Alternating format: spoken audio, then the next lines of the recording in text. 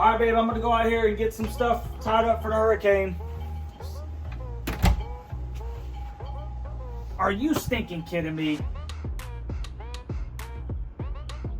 For the past 3 years, man, these stinking Yellow Jackets have been trying to come into my stinking home. I got something for y'all.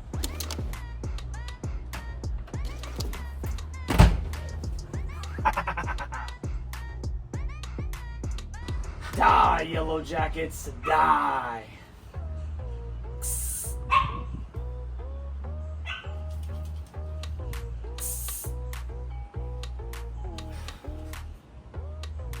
Looks like we don't have the juice this year either.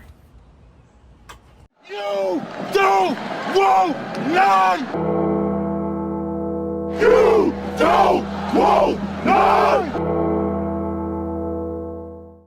What's going on, Tar Heel Nation? It is your favorite North Carolinian, Ross the Tar Heel. And in this huddle, baby, we're going to talk about my North Carolina Tar Heels looking for some get back against the Yellow Jackets of Georgia Tech this Saturday in Chapel Hill. But before we get into that, don't forget the night before Georgia Tech call-in and $175 score prediction contest will be at 8 p.m.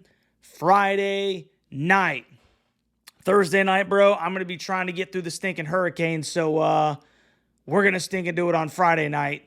You can call into the show, guess the final score of the Georgia Tech versus North Carolina game, and I will send you $175 cash. We'll talk some Carolina football, and in keeping with the spooky October theme, I want to hear something creepy that's happened to you in the past, man. I'm sure we're going to have a really good time with this one. Saturday at noon, Yellow Jackets, Tar Heels, live reaction and watch party, man. Come hang out with your boy, and let's see if the Heels can erase 2 losing streaks. One in 2024 and one to the Yellow Jackets, period. One of my favorite parts of the show is hanging out with my fellow Tar Heels on game day.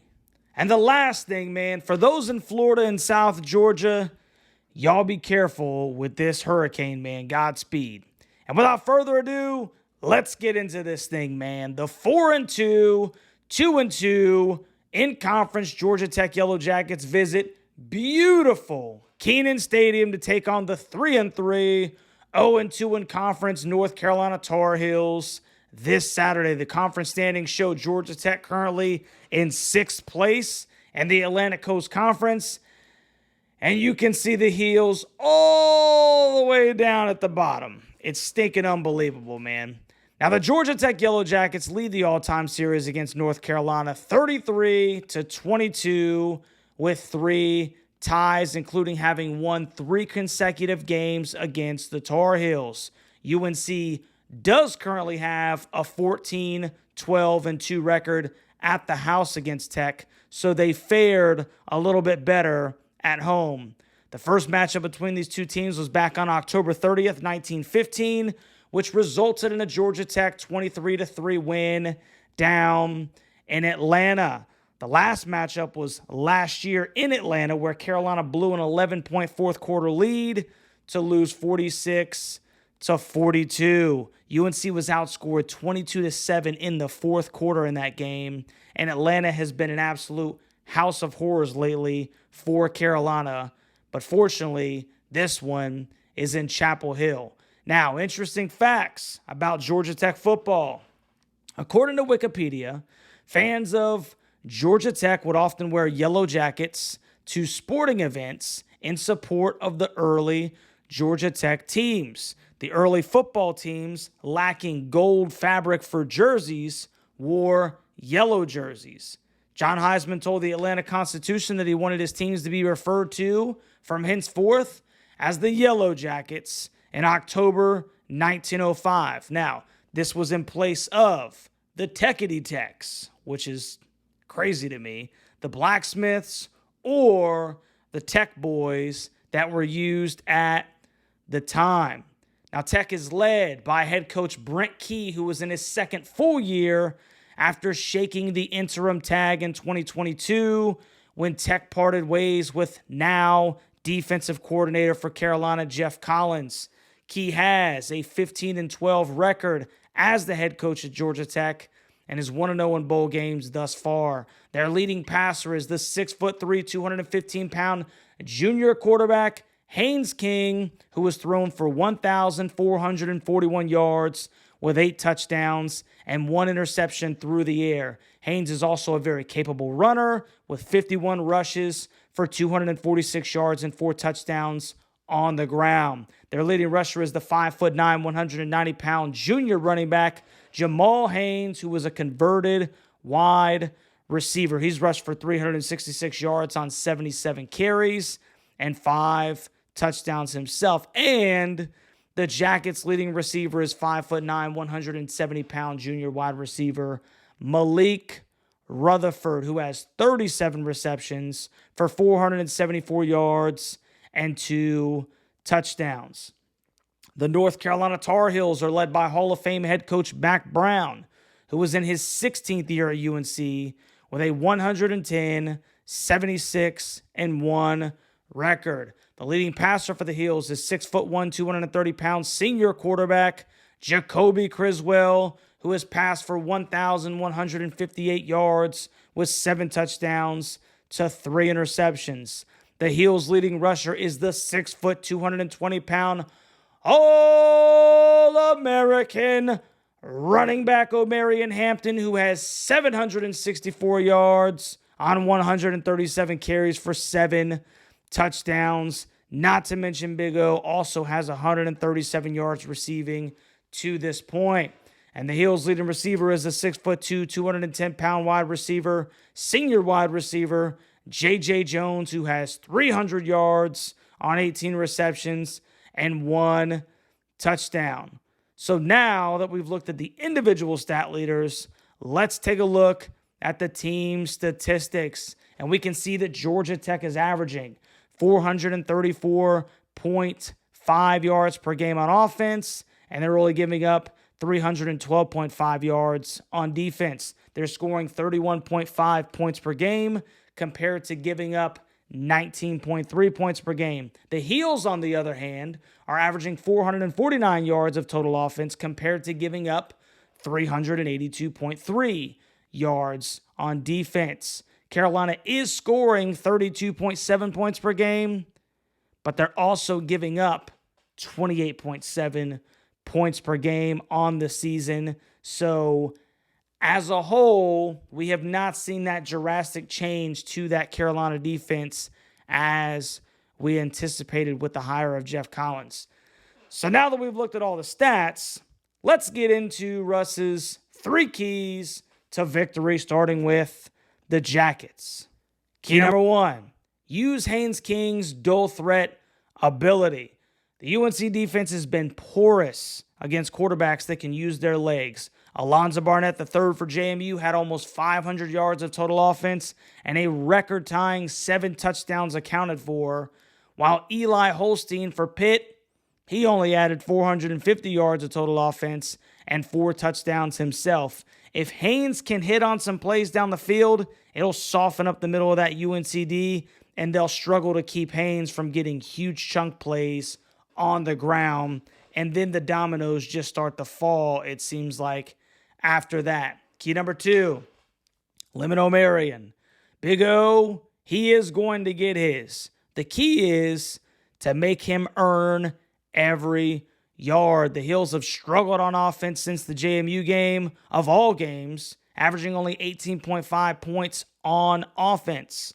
Make Jacoby and those receivers prove they have the chemistry through 4 quarters to put points on the board. Stack the box. Big O is going to get his. But if you can hold him to about 4 to 5 yards per carry, I'm telling you right now, he can only tote the rock so much. I'm thinking that they're starting to get that kid on a pitch count because they're 3-3. That's just my personal opinion. Key number 3, points are points.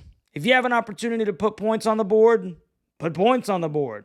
UNC once again has not only struggled in the past 2 games offensively, but the coaching staff has not really shown itself competent on 4th down attempts. Points are at a premium for this North Carolina team currently, so you're not wrong for taking the 3. And now for my North Carolina Tar Heels. Key number 1, bro, you have got to bring the juice. It's been lacking for all the last 3 games, save the first half against Duke. UNC looks beaten up and listless. Very little juice. If you want to end this 3-game losing streak, Carolina, in 2024, and to the Yellow Jackets, period, you better bring the energy. This is a team with a ton of seniors. You only have 6 games left, boys. Bring the juice. Key number 2, run the damn ball. You say, of course, we have Omarion Hampton. Yes, he needs 30 touches downhill because stopping the run has not necessarily been the Jackets' strong suit. But I say give Bullitt at least 10 carries, maybe even stinking 15 as well. Sustain drives. Keep the defense off of the field and get downhill. Jacoby does not need 40 to 45 pass attempts. Keep him at about 30 and run the damn ball. Key number 3, don't let Tech run the damn ball. Every once in a while, Haynes can go through spells where he isn't necessarily lighting it up through the air. He's averaging about 240 passing yards and a little over 1 touchdown pass per game. If we can keep them from running all over us like they did last year in the ATL, then we'll have a shot at outscoring the Jackets. Emphasis on a shot. And now it's time for our score prediction segment. And unfortunately, there's no Little Russ segment this week because he's in a safe location from the hurricane. But let's get Wiz back in here to see what's going on.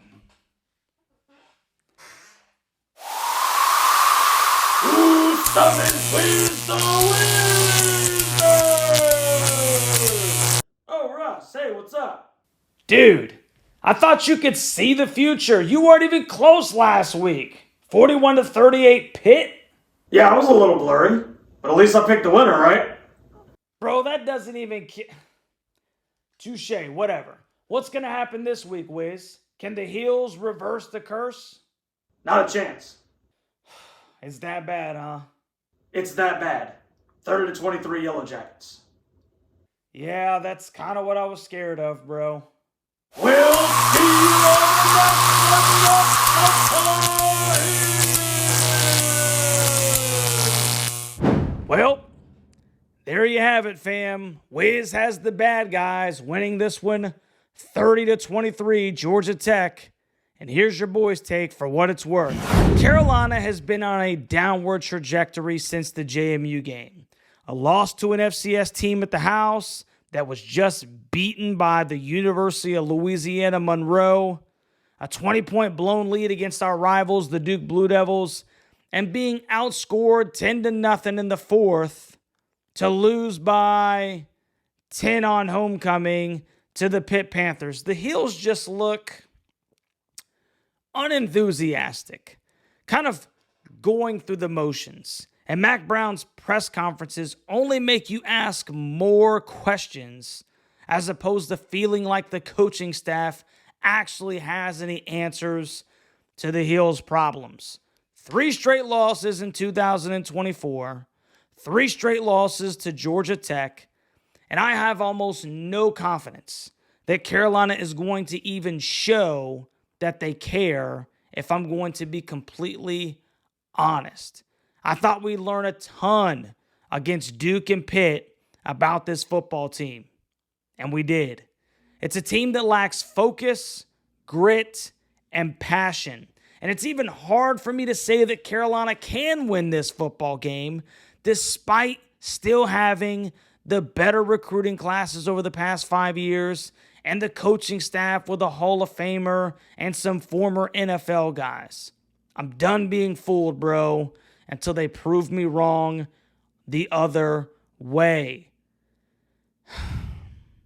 Tech comes into Chapel Hill, and they beat the Heels 27 to 21 extending the streak to 4 consecutive games. Jeff Collins doesn't get his get back, and Carolina goes into their first bye week of the season drained.